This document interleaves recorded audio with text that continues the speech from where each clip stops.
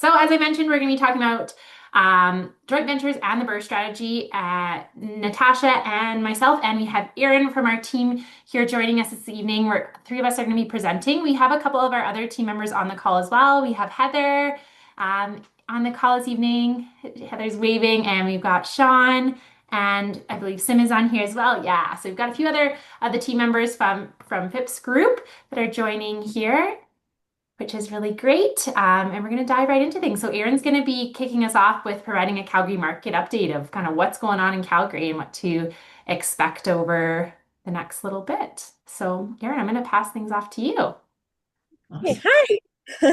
So as Andrea mentioned, my name is Erin, or Erin Kuszewski, the wild last name. I'm one of the realtors on the Phipps Real Estate Group here. I've been a licensed realtor for over 5 years, and yeah, let's get started. So, what is happening in Calgary? So, with the big picture, sales in May dropped 17% compared to last year. But on the zoom out, this May still outperformed the long-term average by 11%. And we're up from April. The biggest impact, the biggest product that's been impacted are apartments and row homes. Those two segments are driving the recent shift in pricing across Calgary. So when we're talking about inventory and balance, next slide. New listings are rising, and while that might sound concerning, it's actually healthy. So with 2.6 months of supply, we're no longer in that frenzied seller's market. We're entering a more balanced territory, and that's helpful to relieve pressure on prices, especially for buyers who were previously squeezed out. When we're talking about, so next we're going to talk about the different sectors. So detached homes are staying relatively stable at the 769,400 benchmark price. Sales are slowing in the Northeast, which is creating a lot more competitive environment and softening prices in that pocket. Semi-detached homes, on the other hand, are still seeing tight conditions, which is why we've seen a 3% year-over-year price increase with a benchmark price of 697,300. Apartments and row homes, we're starting to see the biggest shift here. Apartment sales have dropped to 579 units in May compared to 907 last year, which is a considerable amount. It's a 36% drop in sales year over year. There's also been a spike in inventory, driving prices down to 335,300. Row homes are in a similar boat. Inventory is high, and prices have slipped to 453,600, down about 2% compared to last year. So now this is important. Not all districts are reacting the same way. This is very localized. In the Northeast, supply is way up, and that's putting downward pressure on prices. But in the city center and Northwest and West Calgary, demand is still strong, and prices are either holding or increasing. It's very much a block by block, district by district story here in Calgary. So regional highlights. So if we zoom out for a second, Airdrie inventory hit its highest May level since before the pandemic. And that's pulled prices down by almost 2%.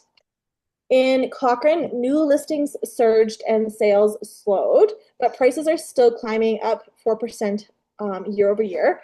And Okotoks is tighter than both.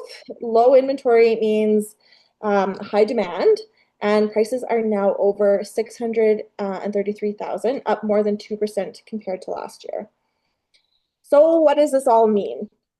Well, we're not crashing, we're correcting. It's a shift toward balance. The most affected segments are row homes and apartments, mostly due to competition from new builds and rentals, especially like that purpose-built stuff. Detached and semi-detached homes remain strong.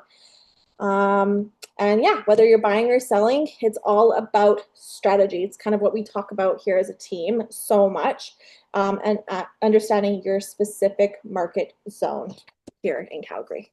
So yeah, that's it for the market update. Awesome. Listening. Anybody have any questions? Thanks I so made much, a couple Erin. comments. I made a couple notes that I kind of want to eh, point to. Um, the condos, I mean, historically are the most volatile part of the market, right? And the Northeast and I'm the deep South as well. Like there's just so much construction happening that and kind of every time we see this surge in our market, this is what happens.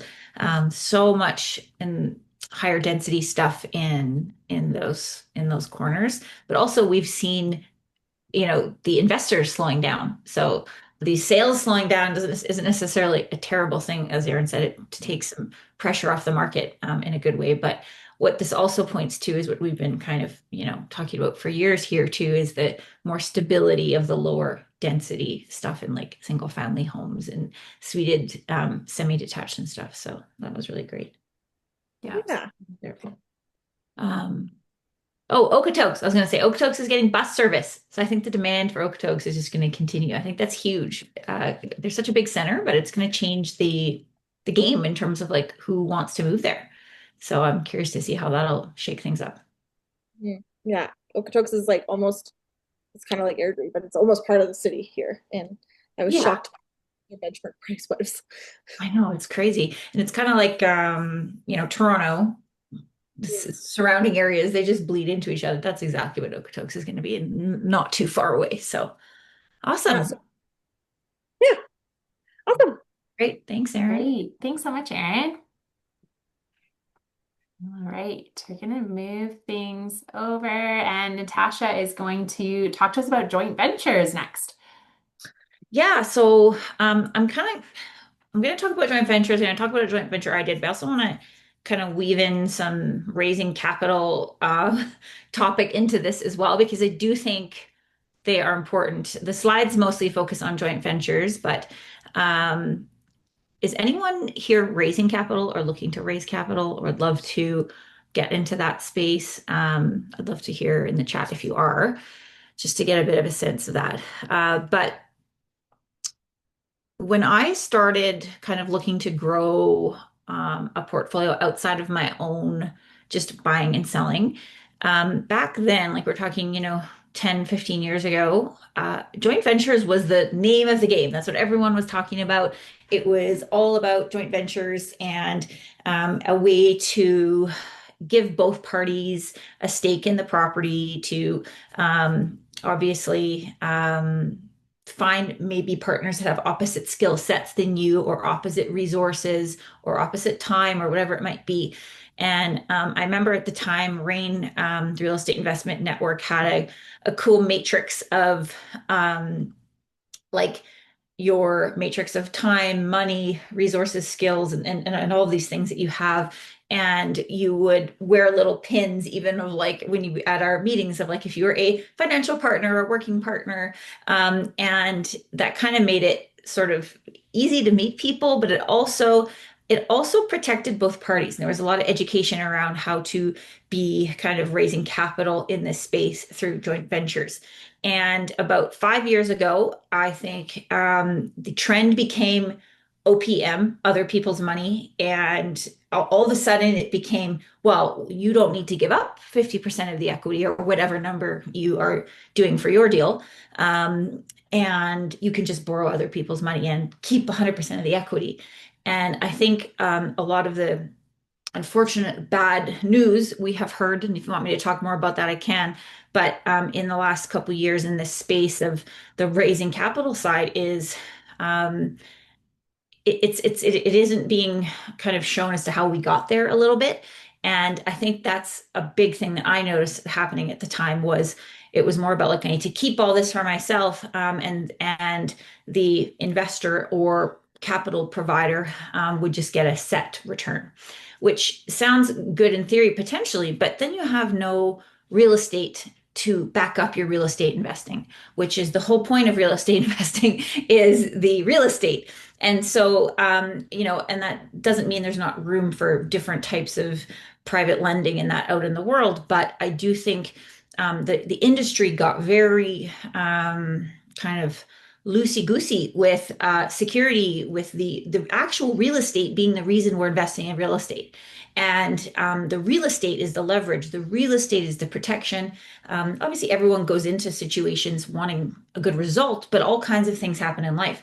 And if there's no leverage, there's no security, there's nothing to back up your investment or your money, then you are in big trouble when things go wrong and there's no recourse. And so I, want to bring back the discussion around joint ventures. I want us to be talking about this more. I think it's really, really important. There are issues with joint ventures as well, but I think it's a good starting point that we can work from to start looking, how can we do things differently than what we were doing in the last few years, which was high interest promissory notes, unsecured lending, and that, resulted in hundreds of millions of dollars being lost in our economy, which is a problem. So how can we do better? How can we be better leaders in our space? And so I think this is one way. There's other ways, but this is the easiest way to get into this space. Obviously, there's funds you can build and REITs and all these things and limited partnerships, but they are quite costly to get off the ground and don't really make sense for the single family investor. So that's what we kind of want to focus on here. So, and thinking about why would we do a joint venture, and this is for both parties. This isn't just for, I see most people here would like to raise the capital. They would like to be working partners, and that's awesome. So what you're looking for is someone who has a different why than you might have, ideally. The case I'm going to give this evening was a investor that I met through the real estate investing communities. They had never done any sort of renovations or projects. I had lots of experience in that space. And they wanted to, this was kind of their first step into real estate investing, and they wanted to build a much larger portfolio, but they wanted to take that first step with someone who's kind of gone down this road before. And that's what sparked that. So thinking about time versus money, whether you have the money or you have the time, often it's possibly one or the other. People that are making a lot of money often are very busy or, don't have the time that they want to dedicate possibly to a project or to a possible investment. So if you have the time, that's a big one, to find someone who may have the money. The other thing about money is, and I don't think people think about this part, is particularly if you do not have any mortgages or you're on your first couple of properties, especially if you could, if you're a money partner, they could partner with someone that might be able to use that as a primary residence. That's another opportunity. So there's different ways you can structure this. Even with your kids, you can structure it this way. So it's not just, simply, 20% down on the down payment and a traditional mortgage. I've seen this done with a 5% down payment on a primary residence, and they're going to do whatever they plan to do with the property. So think about what you have, and your benefit, you might actually think isn't a benefit. So thinking about that, what that might mean for another party. The second one is a good one. There's a lot of people who have a lot of incredible experience with renovations or contractors or managing projects or are very detail oriented. And that experience you can bring to a potential partner is huge, because all that takes time and effort and work, and they might not have the time to be able to do that or the skills. So any contractors or anyone who has any experience in that space will have a lot of value to bring to the table, even if they don't have the capital to bring to the table. And the third one, of course, is opportunities.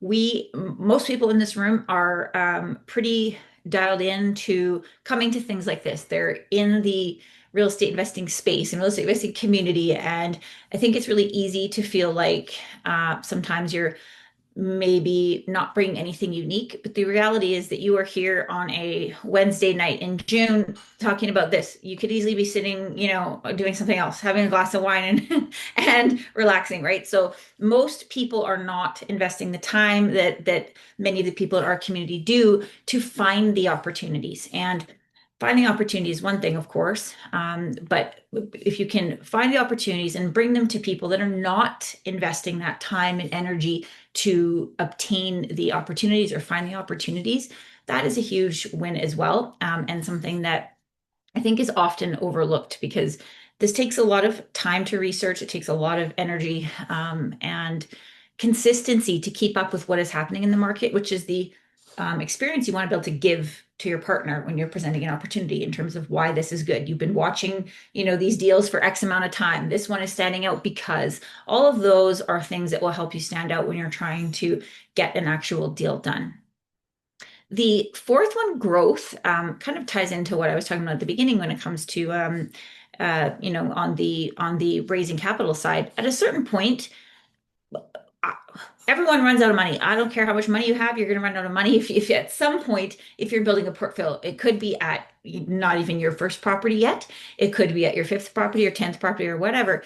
But usually, people who are on a growth phase get to a point where they either can't qualify for any more mortgages, which is a big one. It might not even be the actual capital. It could be the qualification. That is a big roadblock we have here in Canada, is usually once you have about, 8 mortgages, 10 mortgages, it starts to get quite challenging on the residential lending side, and that's only getting more and more difficult. It's not getting easier. I was given a mortgage in my university days with no job. So I mean, I don't know how that happened, but that doesn't happen these days. So the growth side of it, even if you have the money, doesn't necessarily mean the qualification. And so when you're thinking about the why the joint venture, it doesn't have to necessarily look like what I'm going to show you here this evening, because there could be joint ventures where both parties are bringing capital, but one party, can't quite qualify on their own, or one party's bringing all the capital and one party's bringing all the work energy, and everything in between. So don't think about it as black and white. And the other thing is, the largest lesson I learned in raising capital, I added up the other day between Welsh Share and my joint ventures and things that I've done in the last 5 years. I've raised over $10 million in this space, in everything I'm doing. And the lesson I learned over and over and over again is never assume what you think the other person or party wants. And often people can kind of talk over that about what they think that they might want, and often that's not the case. So don't think about it as a black and white. It has to be 50-50 on everything, or this isn't going to work out. There's all kinds of ways to do this. The last one, diversification, is an awesome one, because we all, can't be everywhere all the time. And so being able to diversify across market types or property types or areas is smart. As we're seeing right now in the, Canadian real estate game, the narrative has changed a lot right now in terms of what it used to be 10 years ago. With right now, our investors, Alberta properties are actually what's rescuing their underwater Toronto properties, which 10 years ago, that would have been like unheard of. That would have been, that no one would have predicted that. People felt so strongly about that this market would continue forever in the way it was going, and it did for quite a long time. So being diverse is an important thing, especially as you start to get a few properties under your belt. You don't want three condos in one condo building, as Aaron just told us why. You want to be diverse, and you want to be diversifying across property type, location, and region. Go to the next one. Okay. Who to joint venture with? Oh, I might have just skipped that. So this is a really important one. So I think especially if you're new to this space, kind of as I mentioned about you're here, you're learning about this, you're doing this. It's really easy, especially if you're on the side where you want the other party to bring the capital. Often people undervalue their expertise, their time, their energy, their resources, and what they're going to bring to the table. And so it's really easy to feel like you want to kind of just partner with whoever will do a deal with you. And you don't want that. You have to think about this as you're getting married to these people for a set period of time. This is an ongoing relationship. You are going to be dealing with these people, and there will be bumps in the road. Doesn't matter how prepared you are, how smooth things go. There will always be something that arises that you didn't predict and some sort of stress factor. So you want to be thinking about who you're joint venturing with. We can check all the boxes of what we're looking for in a deal and the qualities that you might have versus they may have. But you also want to ensure that this is someone that you could sit down for a meal with and talk over some difficult things, that you have similar values with and are aligned in terms of your communication style and how you deal with things. So think strongly about this. Don't underestimate your value you're bringing to the table. Most importantly, I think as soon as I started realizing that, things definitely changed for me in these conversations. Like I've invested hundreds of hours, now thousands of hours into learning about my craft. And the average, person out there is not doing that. And so that's really important to give yourself that credit and own that and bring that to the table to someone who's going to see that value in you and that you have that alignment. Okay, so in talking about joint ventures, the roles and responsibilities is probably the largest issue that comes up when things don't go well. And I can't tell you how many times I have seen that there is no agreement in place, zero agreement in place in terms of, and people who have like multiple properties together, they're doing many things together, and you see people posting, and there's, all these stories that look so cool, and then there's a problem, and many people have called me for advice on what does your contract say? What does your agreement say? There is no agreement. That is absolutely do not do that. Like just do not do it, because all kinds of things can come up that are not something you could predict today. So ideally what you want to have happen is you want a joint venture agreement made up. I do have a sort of a templated one that was given to me years ago by a lawyer that we work with. If you wanted that, I could send you that. But it's important that you are outlining and discussing who is going to be doing what ahead of time. Then you can put everything in the document. I would recommend having a lawyer review it and make sure there's, nothing changed in terms of legislation here in Alberta when it comes to partnerships and that kind of thing. So you always want to be using a lawyer. If you're not using a lawyer, willing to invest in a lawyer, you shouldn't be doing this. That's just like pure, honest truth. So, but what I would suggest in terms of if you want to be going down this road of possible joint ventures, and this is how I've found good success, is there's two schools of thought in this world. One is in the like capital raising. One is go find the deal, then go find the partner.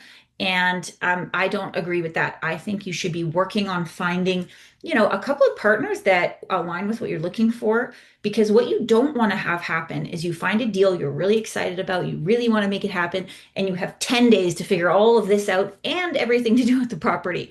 That is, you are going to make mistakes, you're going to cut corners because you want to get it done. And so it's really, really important that you're having these conversations before you find the actual property, or before you enter into an agreement on that property, in my opinion.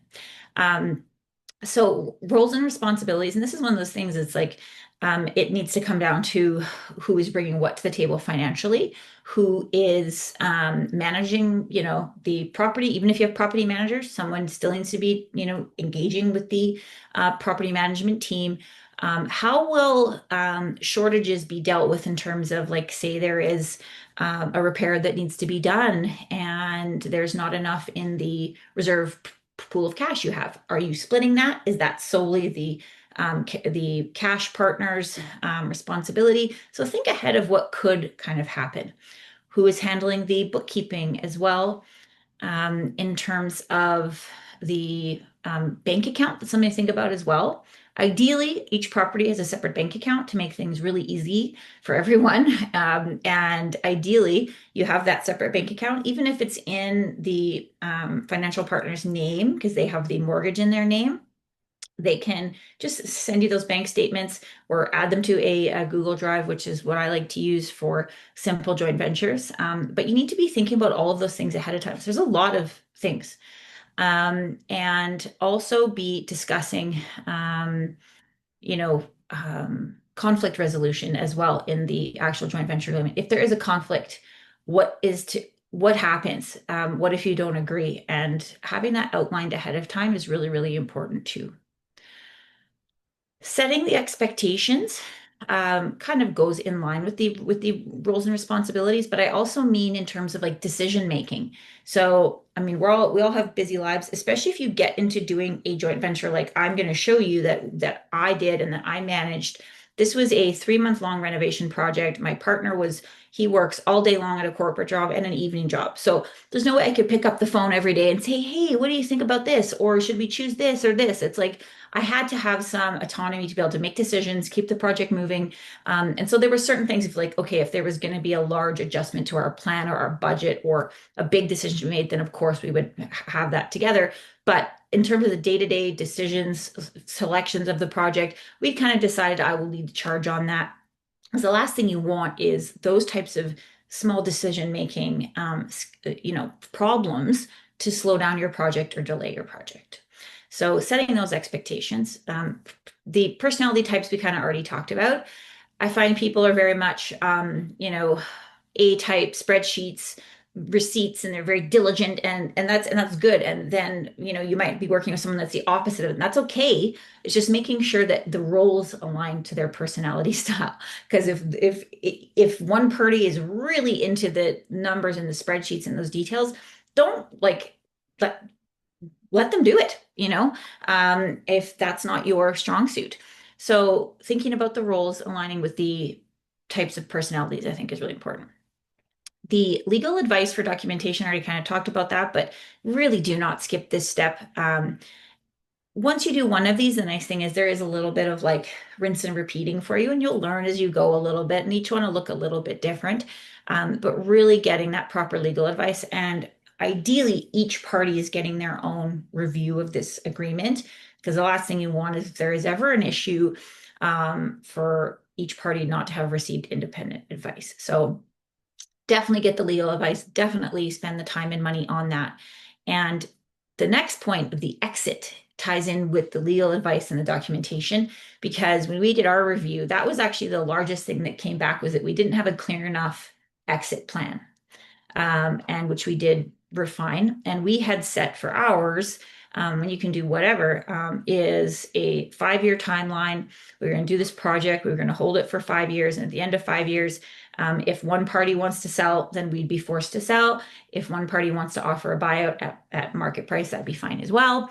But one person couldn't drag this on for 20 years. It was already agreed upon. As soon as one party wanted to sell at 5 years, we were selling. Unless there was an agreed upon reason not to, of course. So that was already set in stone, which is really important, especially if the relationship, does find some bumps. At least there's already a pre-agreed upon way that this is going to end. There's a predetermined exit. So make sure that exit step and strategy is thought through and discussed with the party, and that timeline makes sense. So have that conversation.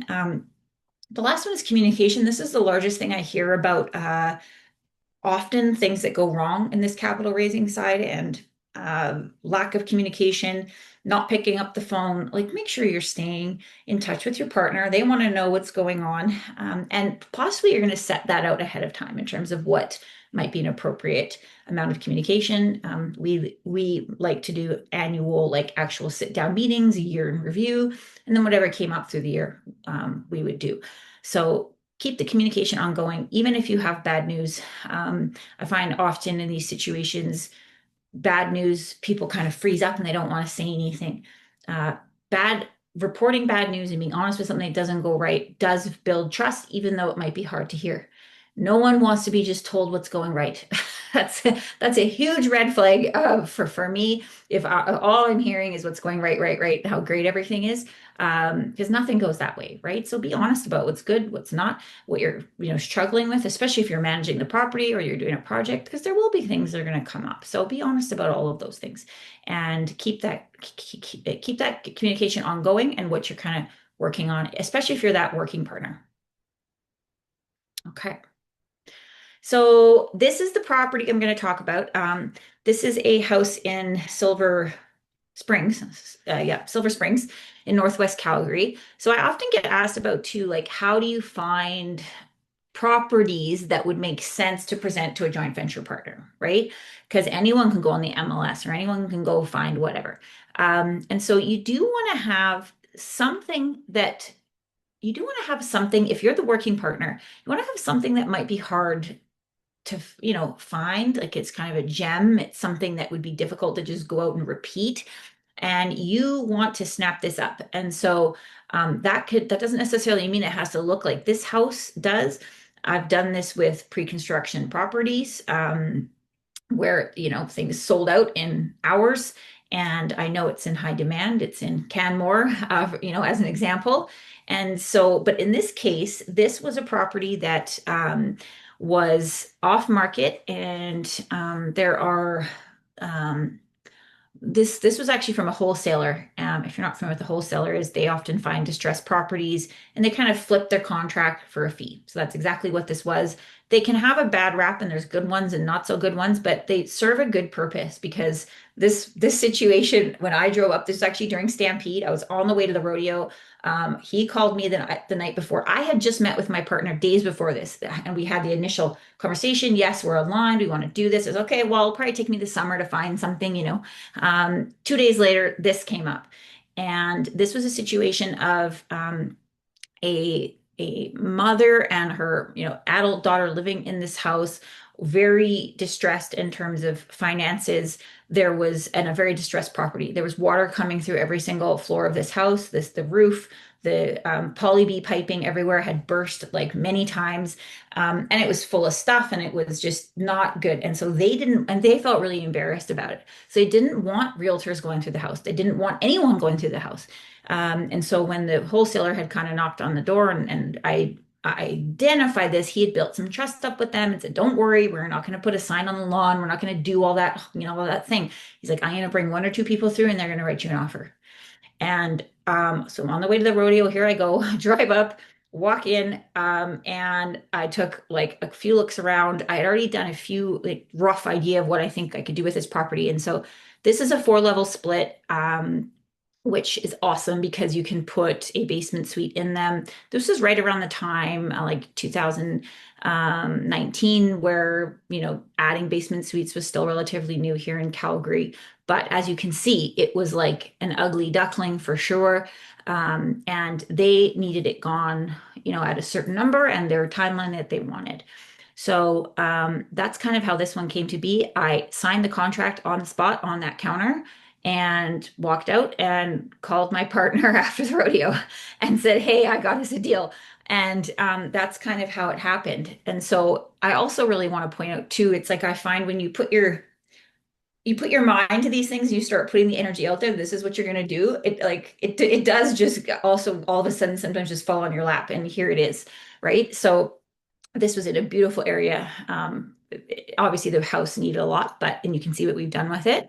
But we'll move to the next slide there. So we did a full reno top to bottom. The basements, I don't even have photos of the basement. It was unfinished. It was like, like I said, water coming through everywhere, and needed a full kind of overhaul. So we did a full 2-bedroom legal basement suite, and then updated the upstairs the best we could. We could only, in our budget, paint the kitchen cabinets. I would have much preferred to change them out, but that's what we had. That's what we had to work with in terms of capital. So what does that look like in terms of numbers, and how did that shake out for me and my partner? So I didn't do like a huge crazy spreadsheet in the time that we have, but I want to give you an idea of why I like the BRRRR strategy, which Andrea is going to talk about, and joint venturing together.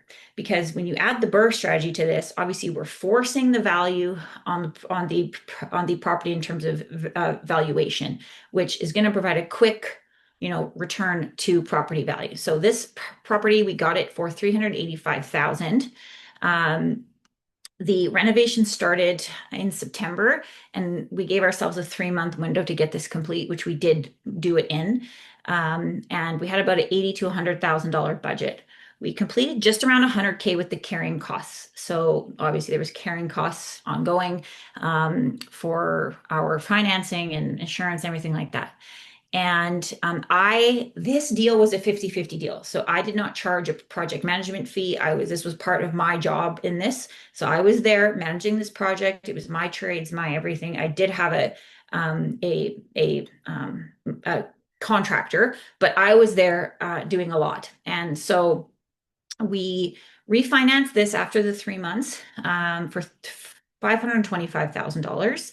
And so my financial partner had about $95,000 left in the deal. So he had his 20% in, he got that back mostly and kind of left in the renovation costs, or whichever one you kind of want to take.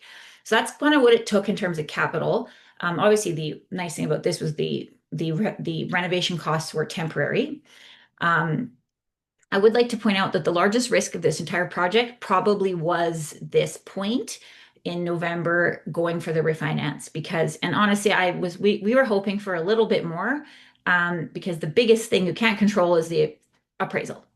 And at this time, basement suites were very new. Many appraisers hadn't even appraised legal basement suites yet, and there wasn't very many comparables. So just keep that in mind if you're planning these projects out, that's the kind of the risk point for the project. So we'll go to the next one and we'll kind of talk about how this turned out. This is the exterior on the day of closing here. We did have to redo the roof. We actually had to rebuild even a bit of the trusses under the roof and redo the rainwear there. So there wasn't a ton on the outside. We did have to do a little bit of work on the roof, but 5 years later, so we had decided the 5-year term, like I said, so we started talking in the fall of last year, what we want to do. We decided we wanted to sell. So I did some market research, decided, kind of on a listing price, and we did put it up for sale. And then shortly after, my partners called me and said, you know what, we've decided we actually want to keep it for our family, our kids, and they'd like to buy me out. So we just took the appraised value less the cost to sell that we would have had and took that as the figure that we each would have walked away with anyway. So I was happy with that number if we sold it or if they bought me out. So they offered me a buyout. We appraised at 735,000, which is really like right where we kind of thought it would be.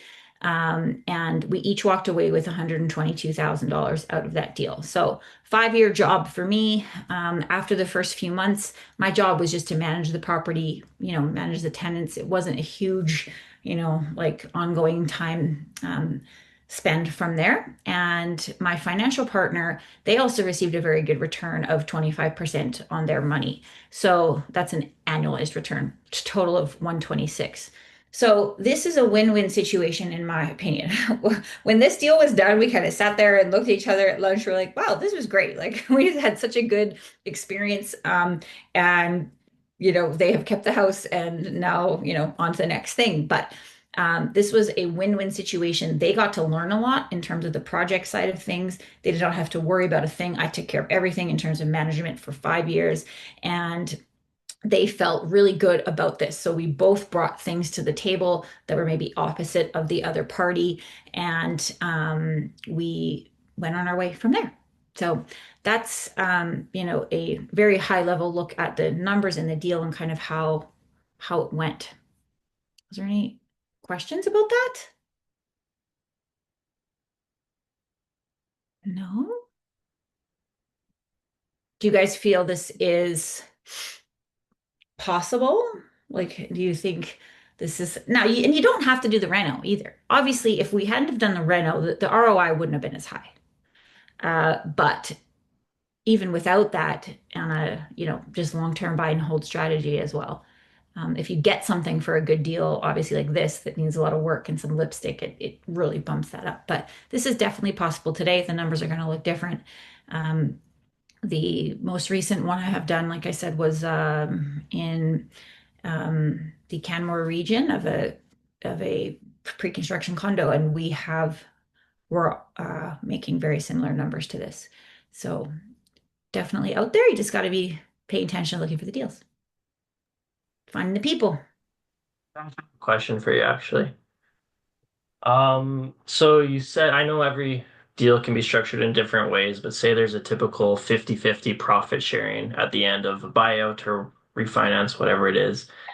How is that profit determined? Do you subtract all your, it says less the HELOC and cost. Does that include the down payment that the financial partner would have contributed as well? They get all that back and then you share the remainder together? Yeah. In this case, he got about 100,000 out at the first refinance. So his initial down payment or the rental costs were kind of similar amount was already out.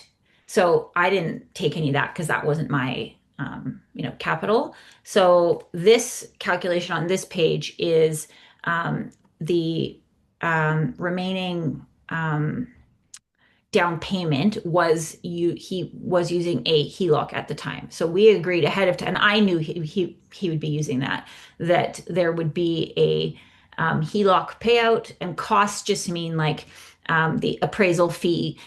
We had to order an RPR, so there was a fee for that because we didn't update that years ago after we did everything and we had changed some things.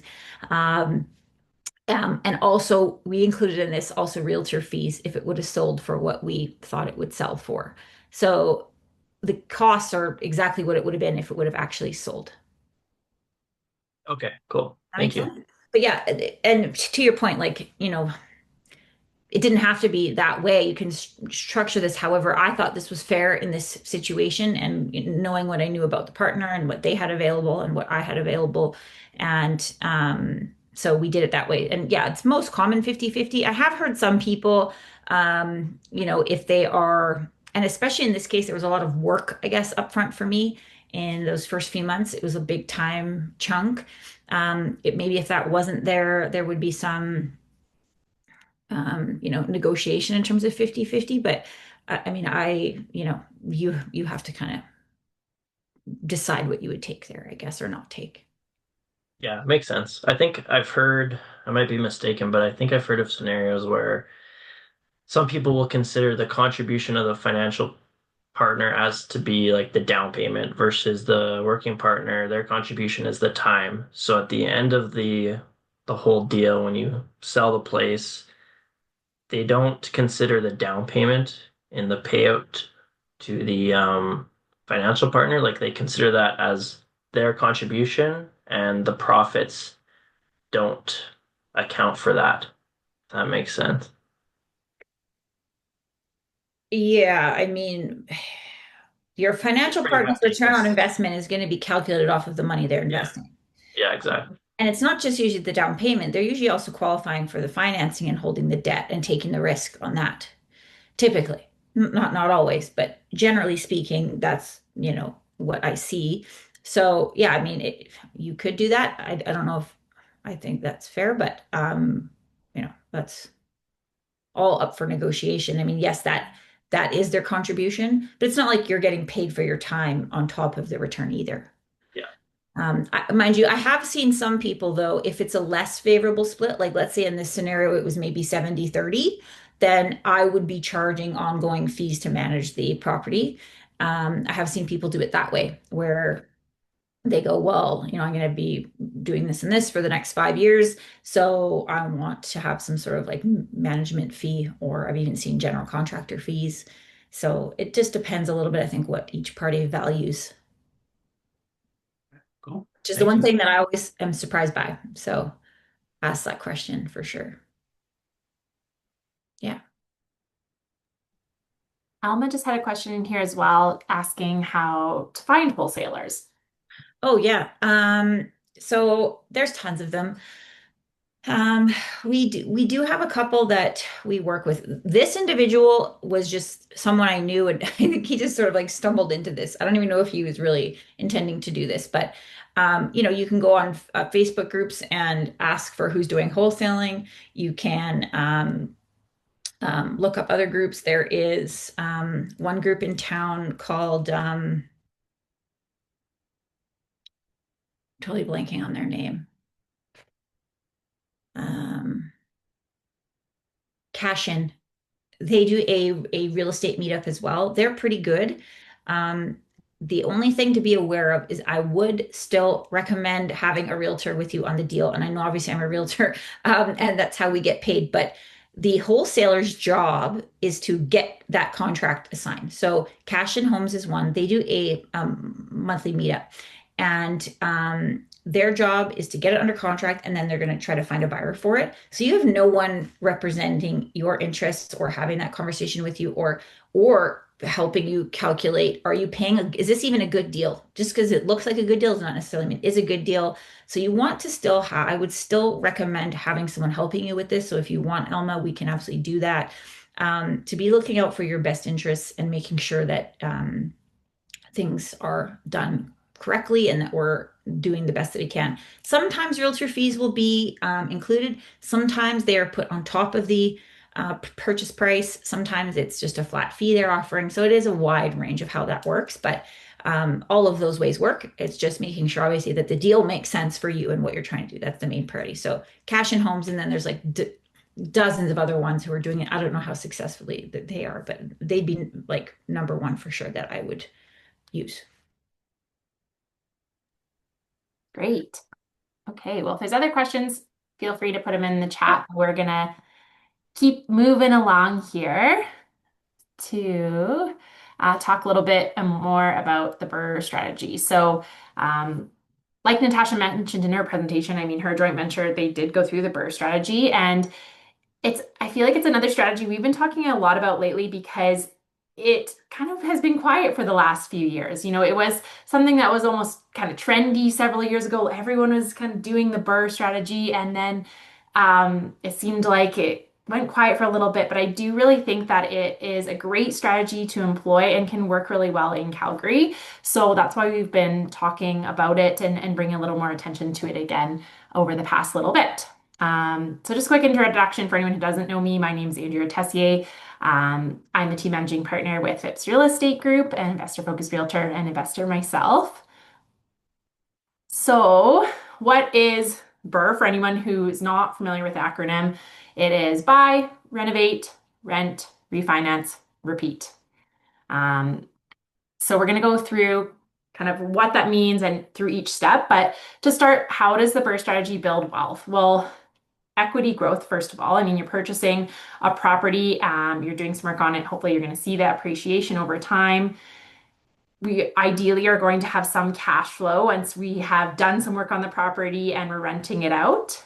And we're leveraging, of course, the bank's money or your financing for this with the appreciation that you're going to be seeing over time. There can be tax advantages and then portfolio diversification and stability. We really think that the BRRRR strategy can be a great strategy for helping to build your net worth, passive income, and creating something that's scalable because it's that kind of rinse and repeat model once you've gone through it. So the first step in the process is buy. What are we looking for specifically when we're trying to implement the BRRRR strategy? We're wanting to look for undervalued or distressed property where there's clear potential to add some additional value through renovations. So areas we want to be focusing on are areas where we're seeing lots of new development, infills, gentrification, maybe already really established neighborhoods, but where we're starting to see some of this changeover. And there's definitely a lot of this happening in Calgary for a number of different reasons. You know, the city is trying to increase densification because we are just a very large city in terms of urban sprawl. And some of our inner city in particular, you know, the homes are just, they're getting older. They're 75 years old. You know, we're seeing some of the areas where there's 1950 bungalows and those homes are just older and needing some uplift. So those are great areas that we're wanting to focus on. It's really important that there is strong rental demand in the areas, of course, because it's not only about the renovation and bringing that value up, but we also need to then rent the property. And a really big one that's really important to consider from the start is that there are favorable comps in the area that are going to support a refinance. It's really challenging if you're the first one going into a neighborhood and there's no other renovated properties, because when you are going down the line for your refinance with the appraisal, the appraiser is going to be looking for comparables. So we want to see other properties in the area that have already, you know, had renovations so that it can be used as those comparables. Okay, so once you've found the property, we've done our research, really focusing on the areas where we're seeing that gentrification, we're seeing changeover, and we have property under contract or we've purchased it. Then we're focusing, of course, on the renovation. So we want to focus on high impact areas, kitchens, bathrooms, legal suites, areas that are really going to give us a strong return in investment. And this is where we have to be careful. I know, it's exciting. We see these big renovation projects on HGTV or whatever it may be. But we have to remember that this is an investment, that this is not a property that we're necessarily going to be living in. And it has to make sense in terms of the type of renovations that we're doing and the cost, and to ensure that we're going to get that good lift and return on investment. Legal suites is, a big one in Calgary for sure. And especially because the city is trying to encourage more legal suites. And as well, right now, there's even the incentive program that you can apply for some reimbursement of funding towards adding a legal suite. So finding a property perhaps that has an undeveloped basement or partially developed, or could be even developed, and you're adding a legal suite too. For these projects, we want to be looking at, it's a fairly big renovation generally. So simply legalizing an existing illegal suite is probably not going to get you the value you need to refinance unless you're also doing other large renovations throughout the property. So, maybe the main level is quite distressed and you're going to be doing a large scale renovation there, and then also legalizing an existing suite and doing further updates. But if it's otherwise, somewhat turnkey and you're just legalizing, that is great, but maybe not for this strategy. So when we're planning out those renovations, really important that we're setting a realistic budget and we're really doing our homework to ensure we're staying on track with that budget. But we are being realistic and having that buffer in there for contingencies because, even like Natasha was saying, when we're considering for joint ventures, there's always things that come up, always unexpected costs. So really important that we have a bit of a buffer in there for that. And then when we're working with contractors, really important that we're getting multiple quotes and checking references to ensure that we're going to have a successful project, and you're communicating. Whether you are doing the work yourself, you're contracting it out, or maybe you're having a GC that's going to oversee it all. I think it's important either way to make sure that you're getting those quotes and ensuring that it's going to make sense for the project. And then again, like I was saying earlier, we really want to make sure we're avoiding over renovating. And that's where those comps will help to look and support what you're doing as well. So when you're initially looking to purchase a property and you're looking at the comparables in the area, generally we can get an idea of what an after renovation value could be. And then, we want to try to stay in line with that to ensure that we're not the most highly renovated property in the neighborhood, because then likely, you're not going to appraise for what you're hoping for there. So once the property has been renovated, the next step, of course, is to rent it out. So for your target tenant profile, you want to be ideally identifying who are those ideal renters. And this ties back into the start when you're looking for the property as well. Often when we're having strategy calls with clients, this is a question that comes up is, what is the tenant profile you're looking for? Because that is probably going to determine the areas that we're looking at. And then when you're doing your renovations as well, you want to ensure that you're keeping in mind that target tenant profile of kind of what types of things that they're going to want to see in the property. And then when you're actually looking for the tenant, you're doing your marketing strategy to match that as well. We want to be looking at the rental market trends. So monitoring vacancy rates, average rent prices in the area, and staying really updated on the demand to ensure when you are renting it out that you're in line with what the market is dictating. We're really lucky in Alberta that there is no cap on really rental increases or what we can charge for rent, but the market does dictate what makes sense. So we want to make sure that we are in tune with that.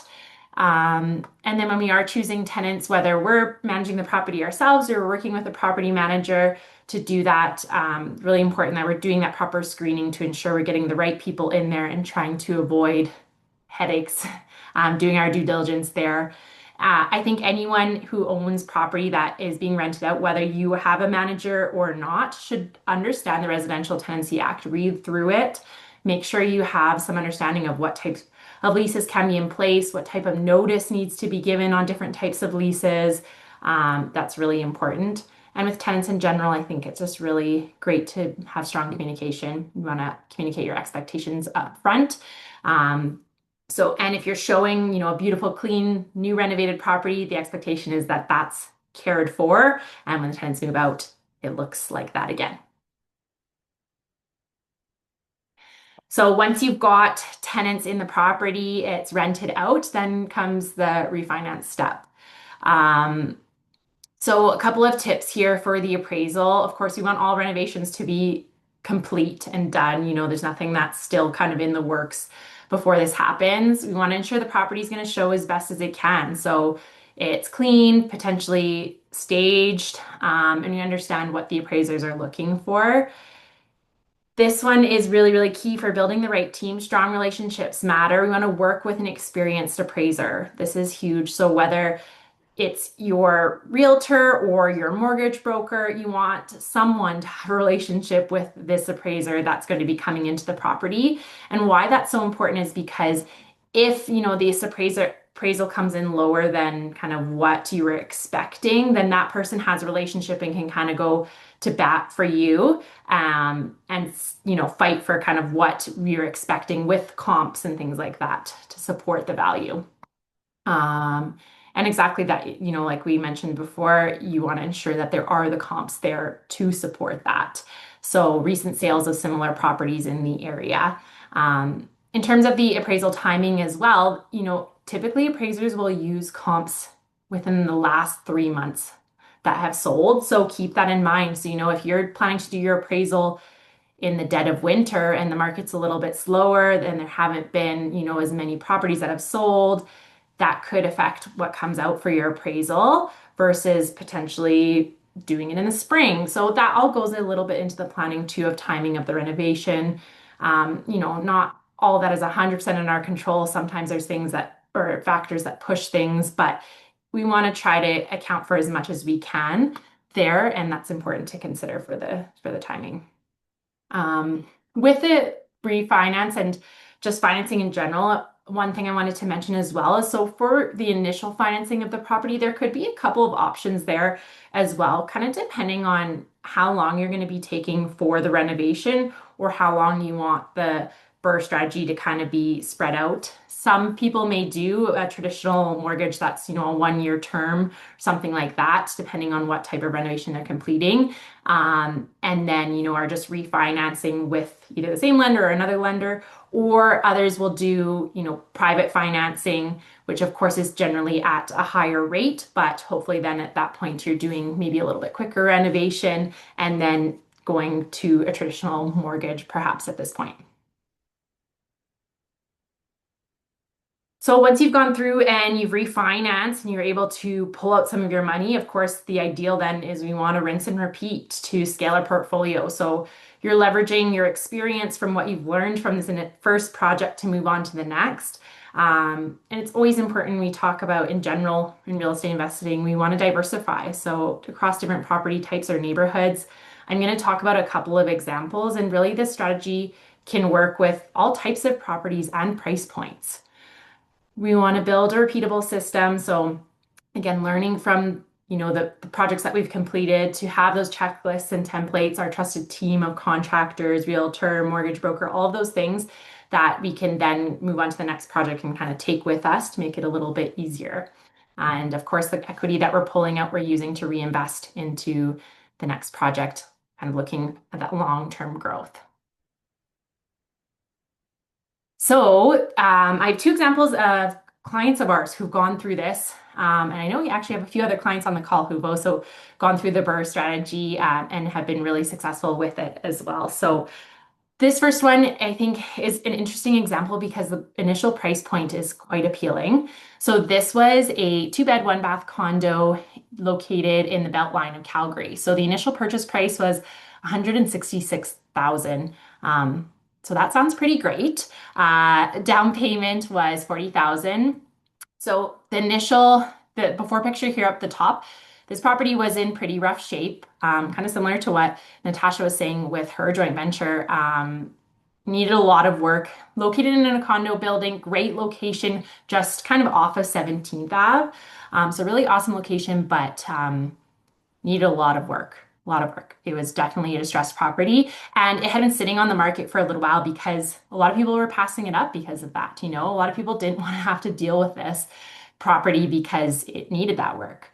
So the total renovation cost of what our client put in was 48,000. They did the removal of dining room wall to open up the kitchen, brand new kitchen, new bathroom, new flooring, new electrical, new trim and hardware, new appliances.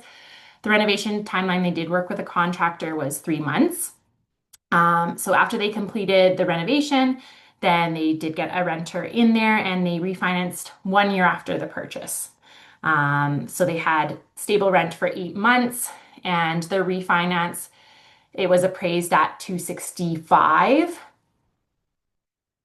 So their total initial investment, that was including the down payment, reno, carrying costs, legal insurance, was 95,000, and their cash out after the refinance was 88,000. So net cash invested was 7,000. So this was really impressive. This client was able to pretty much pull out all of their money.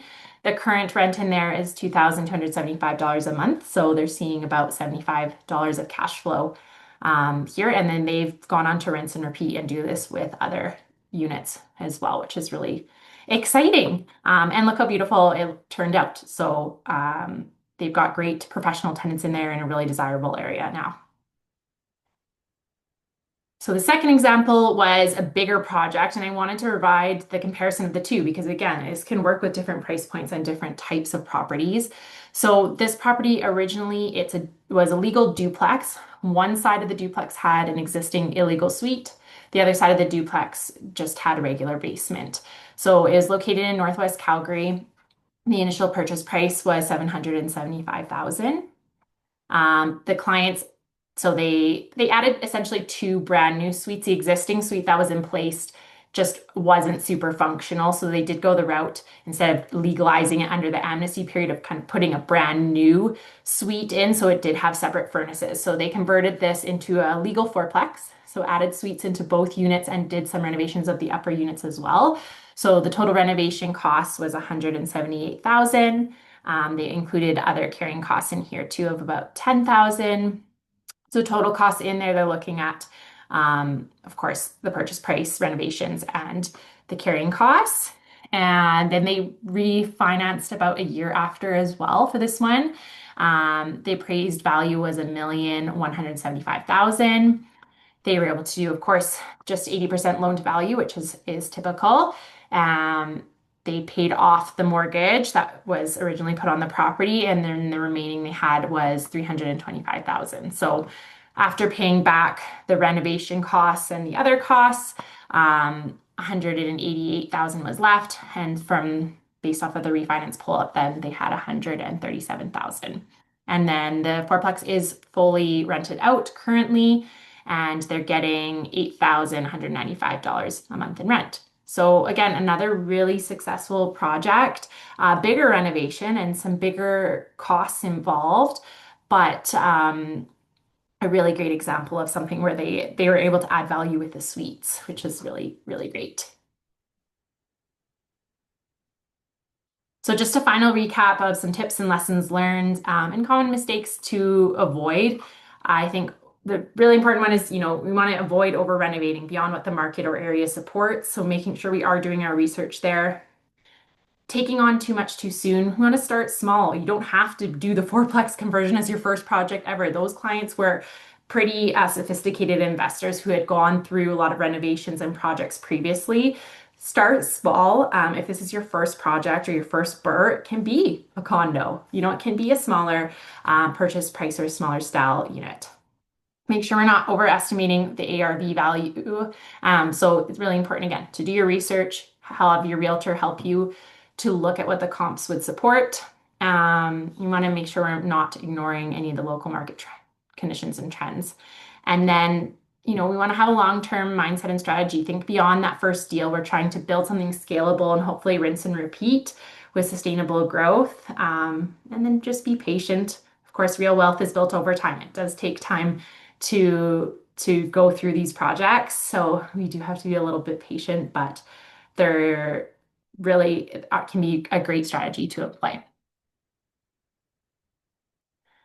All right. Are there any questions specifically on the BRRRR strategy or tying in BRRRR strategy joint venture? Again, I know we covered really a lot, kind of in a short amount of time. So definitely happy to dive into some more details or answer questions if there are any.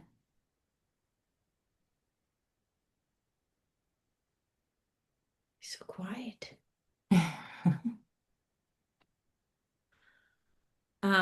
I was going to mention too, um, on the condo example, if I remember correctly, that client had used a traditional type of mortgage and didn't go like the private money route.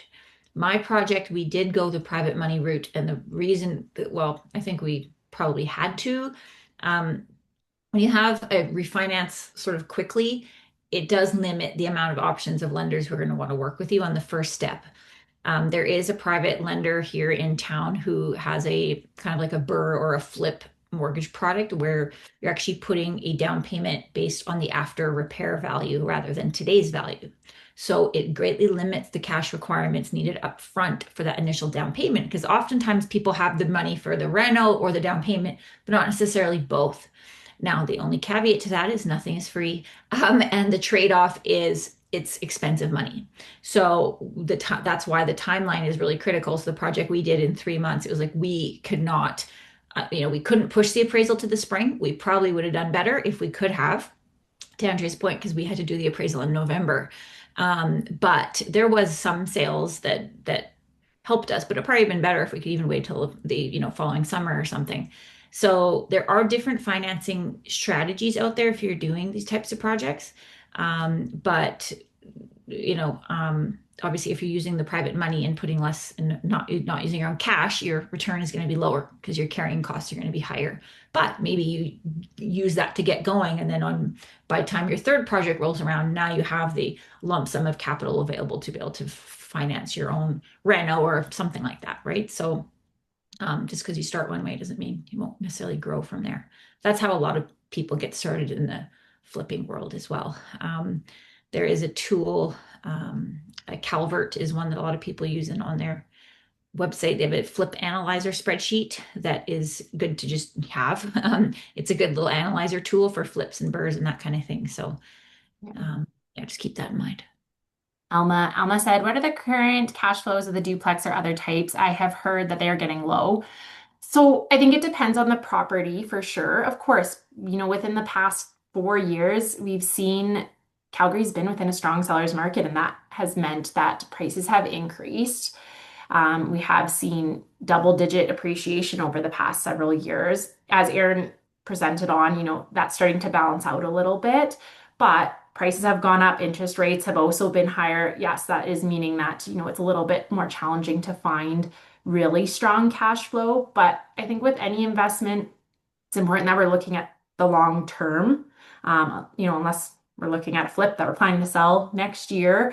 So, at the start, we of course don't want to be putting hundreds of dollars into a property every month and for it to be extremely negative cash flow. But in the current market, we might see a little bit of cash flow or kind of closer to breaking even. But as you hold on to that investment over time, of course, your biggest return on investment is your debt pay down. So you have a tenant paying down your mortgage.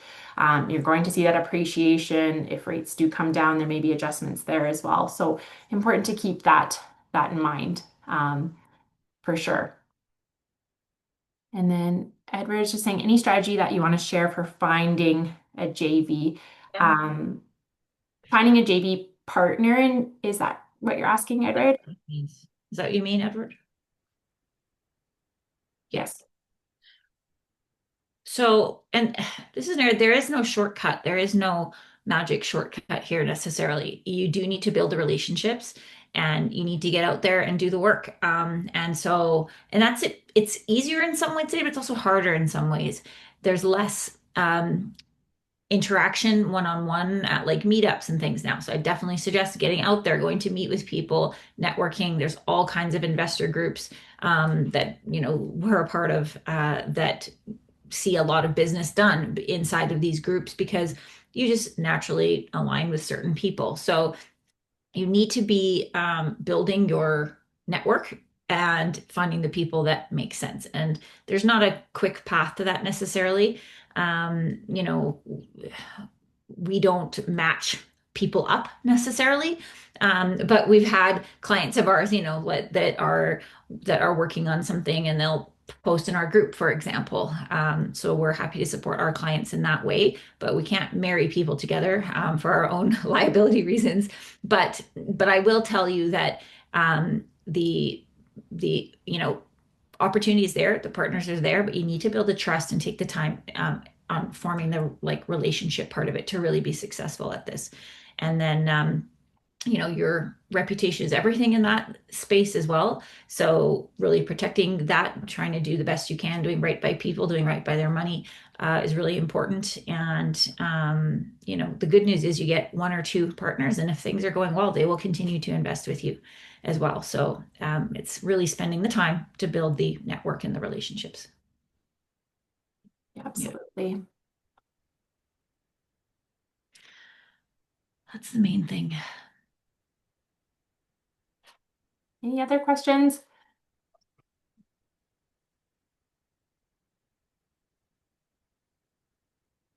Yeah, thank you. Yeah, thank you so much for joining us this evening. And if there's other questions that come up, we're always happy to chat. You know, like Natasha mentioned, if you are considering a JV agreement, she has a copy of an example that she could share. So we're always happy to share information in that way. And as well, if you're looking for the opportunities, of course, as realtors, we can support with that. And we have worked with lots of clients that go through both JVs and the BRRRR strategy. So Yeah, wonderful. awesome. Okay. Well, thank you so much for joining this evening, everyone. We really appreciate and happy to see lots of faces on here. It's always so great. And we'll look forward to seeing you at the next one. Thanks, everybody. Good to see you all. Thank you. Yeah. Take care, everyone.